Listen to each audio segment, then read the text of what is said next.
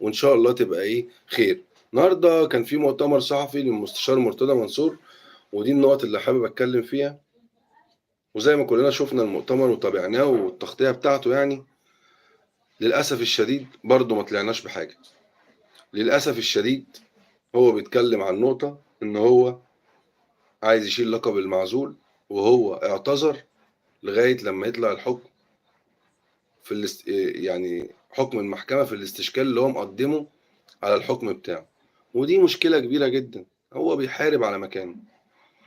قال في المؤتمر، والكارثه بالنسبه لي طبعا هو نوه ان هو وجاب الجواب المترجم بالفحوى بتاعت الشكوى اللي رايحه للفيفا بتاعت محمود عبد المنعم كهربا، وطلعها في الصور. ودي حاجه يشكر عليها، لان ده مشكله كبيره، ودي حاجه احنا كلنا كجمهور يعني عايزين اللاعب ده يتعاقب، واعتذرنا عن السوبر، وكلنا كنا مشجعين القرار ده، واقفين ورا القرار ده، وقلنا ده قرار عظيم من اداره الزمالك. فطبعا احنا معاه في النقطه دي. النقطه الثانيه نوه ان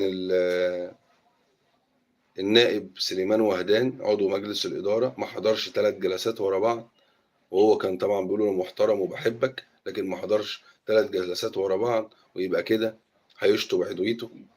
كلنا عارفين أي حد هيختلف مع مرتضى ومش هيعجبه تصرفه أو هيعارضه، هو ده اللي بينوله شطب العضوية.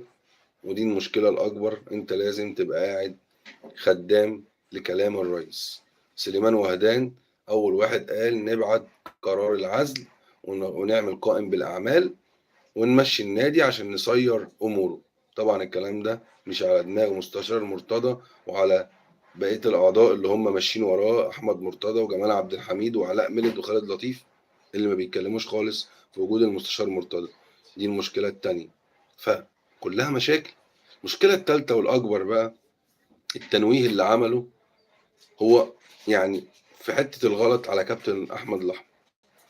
طبعا أنا مش جاي هنا أجمل على كابتن أحمد ولا أقول على وصفه، لأن كابتن أحمد الأحمر ده هو مش بس أحسن لعيب كرة يد جه في مصر وفي أفريقيا وفي الوطن العربي، هو مش بس لعيب عظيم وأسطورة وأخلاق وأدب واحترام. أحمد الأحمر هو أعظم رياضي جه في تاريخ مصر. أحمد الأحمر مش أعظم لعيب في تاريخ نادي الزمالك، احمد الاحمر هو اعظم رياضي في تاريخ مصر، ويجي بعد منه محمد صلاح بعد الانجازات اللي عملها في كورته، في كرة اليد، وعلى مستوى مصر والوطن العربي وافريقيا بل والعالم. فاحمد الاحمر اسطوره ولعيب عظيم، عظيم جدا. مشكله هو اتكلم عن الناحيه التنظيميه، ان هو خد الجمهور. احنا كجمهور على فكره هو ما يعرفش الكلام ده، لان هو بيتدخل فينا كتير في حاجات انت مالكش تتدخل فيها. احنا كجمهور، انا عن نفسي وثقت الفيديو بتاع ان احمد الاحمر ادى الكاس للجمهور، ادى الكاس للجمهور ويفرح بيه ويحتفل بيه. انا وثقت اللحظه دي، لان دي لحظات تاريخيه ما بيحسهاش غير الجمهور، دي مش بتاعتك. انت مالك هو اداها ال1000 ولا اداها ال2000؟ انت مالك؟ انت لو بتتكلم على ناحيه تنظيميه مش بتاعتك. انا وثقت الفيديو ده، وجبت فيديو قبليه لشيكابالا في 2009 لما خدنا الكاس من وادي دجله في الجونه، وراح ادى الكاس لمصطفى طبله وسيد مشاغب ربنا يفك دقيقتهم، واحتفلوا بالكاس. وبعد 14 سنه كابتن احمد الاحمر بيدي الكاس للجمهور. فدي حاجات احنا اللي بنحس بيها مش انت، دي حاجات بتدعونا للفخر بيننا وبين لعبتنا وبيننا وبين نادينا. احنا النادي، انت تملي بتيجي انت مالك بالكابتن؟ الكابتن عمل حاجه تخصه وتخص مشاعر النادي. هو مين اللي واقف ورا الفرقه دي؟ الفرقه دي بتلم نفسها وبتقبض نفسها وبتعمل بتعالج نفسها. زي ما شفنا حسن قداح اكتشفنا اللي هو مصاب، عيل صغير زي ده شايل الفرقه على كتفه وبيلعب، وكنا بنهاجمه على بعض مستواه السيء في بعض الفترات في الايام اللي فاتت، ان اتضح الراجل بيلعب وهو مصاب. فالناس دي عارفه قيمه الجمهور اللي واقف وراها وبيشجعها، والجمهور الوحيد اللي مش مستفاد وراح في قلب الماتش ده. على فكره كان يوم معاه ماتش الزمالك واسوان في الدوري، كان معاه ماتش الزمالك واسوان في الدوري لو نفتكر. معظم الجمهور راح الماتش بتاع اليد لانه عارف ان الفرقه دي تستاهل اللي يقف وراها. الجمهور واقف داخل صالة النادي الأهلي. فالحاجات دي إحنا اللي نحس بيها. إنما الكابتن يجي يدي الكاس للجمهور مش بتاعتك، أنت ما تتدخلش فيها. أنا مش هقول أنت شتمته، أنت بتتكلم في ناحية تنظيمية دي مش بتاعتك. إحنا كجمهور اللي بنحس بالحاجات دي، إحنا اللي بنقف ورا النادي، إحنا اللي بنتعب. أنت مش تعبان في حاجة، أنت دلوقتي بتعبان عشان بتحارب على الكرسي بتاعك وبتروح بيتك تنام عادي. اللعيبة دي تعبانة وحاسة بالجمهور، اللعيبة دي ولا بتقبض. احنا كلنا سامعين بيلموا من بعض وبياكلوا بعض وبيشربوا بعض. ايه يا جماعه؟ ده نادي الزمالك. وانت زعلان من اللقطه ان لعيب اداها الجمهور؟ زي ما قلت لك انا وثقت اللحظه دي ان هو ادى الكاس للجمهور. اقسم بالله اقسم بالله، وزي ما بقول لكم وهتحصل، انا وثقتها للهدف ده. اقسم بالله زي ما بكلمكم، بكره الاهلي ياخد بطوله الموسم الجاي في اليد ولا في الطايره ولا في القدم ولا في السله، وهتلاقي الكابتن بتاعهم راح ادى الكاس للجمهور يحتفل بيه. اقسم بالله هيعظموها وهيخلوها احسن اللي ما حصلتش في التاريخ، والاعلام كله هيقعد يهبد ويهبد ان بص كابتن الشناوي ادى الكاس للجمهور، ولا بص كابتن ايهاب امين ادى الكاس للجمهور. اي بطوله هياخدوها هيعظموا اللقطه وهيقفوا وراها وهيعملوها ان هي لقطه تاريخيه، وهتلاقي الاعلام ليل نهار بيتكلم عليها. ده لبسوا الميداليه للخطيب سنتين بيتكلموا عليها، ده راحوا عملوا كده للخطيب سنتين بيتكلموا عليها. انت طالع تنتقد اللقطه؟ هو في كده في الدنيا؟ هو في كده في الدنيا؟ اللقطه دي ما يحسش بيها غير الجمهور. الحاجات دي ما بتتشراش، الحاجات دي مش بفلوس، دي بكنوز. الحاجات دي بكنوز انت ما تحسش بيها، طالع تنتقدها بدل ما تعظمها.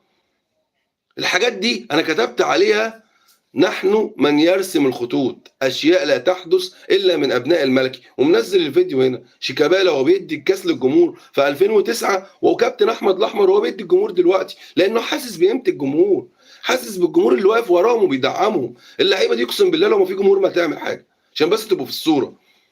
هم بيحسوا بيقولوا اعملوا عشان اسمنا وعشان الجمهور وعشان النادي، ما بنقبضش وما بنعملش، بس حاسين بقيمته. اللقطه دي ما يحسش بيها غير بني ادم محترم حاسس بقيمه الجمهور. شيكابالا لما راح ادى الكاس للجمهور عارف ان الجمهور من 2004 ل 2009 ما كناش خدنا غير كاس واحد، كاس واحد، والجمهور كان وراهم وبيشجعهم ومش سايبهم.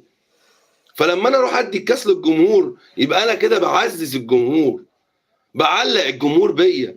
الحاجات دي بتعمل كوادر جماهيريه للمستقبل. انا لما اشوف عيل الصغير يشوف ابني الصغير وهو بيتفرج على التلفزيون وهو يشوف الكابتن بيحتفل بالكاس، يعرف ان النادي ده بيقدر جمهوره.